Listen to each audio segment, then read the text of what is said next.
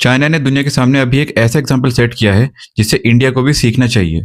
मगर हम तो ठहरे विश्वगुरु, तो हमें किसी से सीखने की क्या जरूरत। रिच कल्चर, ट्रेडिशन और कंजर्वेटिव सोच की वजह से हमने जो एक ईगो पाली हुई है, उसमें हम अक्सर ये भूल जाते हैं कि हमें दुनिया में रेप कैपिटल भी बुलाया जाता है। चाइना ने रिसेंटली 3 सेक्स ऑफेंडर्स जिन्होंने माइनर्स के साथ गलत किया, उन्हें पब्लिकली मौत के घाट उतारा और दुनिया को दिखाया that they have zero tolerance policy against rape criminals. और अनफॉर्चुनेटली एक हमारा देश है जहां आउटरीच इतना सिलेक्टिव है कि एक क्रिमिनल का क्राइम देखने से पहले उसका धर्म देखा जाता है। एक माइनर लड़की और एक औरत का कन्विक्टेड बलात्कारी आसाराम बापू 12 मार्च को अयोध्या के राम मंदिर में दर्शन करने के लिए पहुंचता है और वहां खुद को कट्टर हिंदू मानने वाला ग्रुप विश्व हिंदू परिषद का प्रेसिडेंट चंपत राय इस बलात्कारी बाबा का फूल माला से स्वागत करता है। मतलब बलात्कारी अगर अपने धर्म का हो तो इन सो कॉल्ड कट्टर हिंदुओं का गुस्सा मूत की तरह बह जाता है।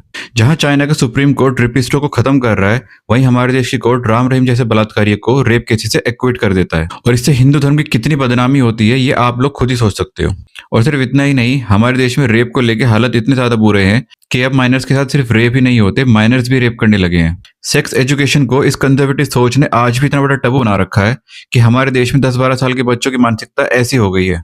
हमारे देश में रेप जैसे क्राइम को रोकने का सिर्फ एक ही सॉल्यूशन है, वो है सेक्स एजुकेशन। और उसके बारे में बात मैंने अपनी इस वीडियो में भी की है। I would recommend you to watch it. Ganga नदी में इफ्तार पार्टी करने पर तो लोगों का गुस्सा पूरा फूट के बाहर आ जाता है, मगर जब उसी गंगा में हर दिन 100% मलमूत्र वाला पानी डायरेक्ट बहाया जाता है, तब इनके गुस्से के गुब्बारे की हवा निकल जाती है। मगर कभी सोचा है कि ऐसे हिंदू संगठनों का आउटरीच तब नहीं दिखता जब गाजियाबाद में 4 साल की बच्ची का एक 28 साल का लड़का ब्रूटली मर्डर और रेप कर देता है। क्यों?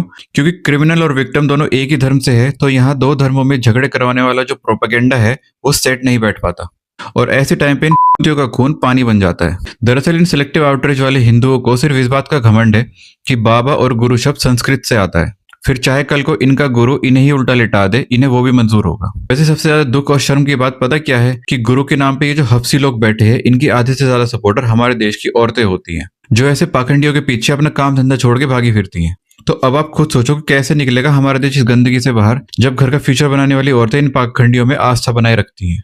वैसे आपका इस बारे में क्या सोचना है, कमेंट सेक्शन में पूरी भड़ास निकाल के बताना। मिलते हैं अगली वीडियो में। जय हिंद।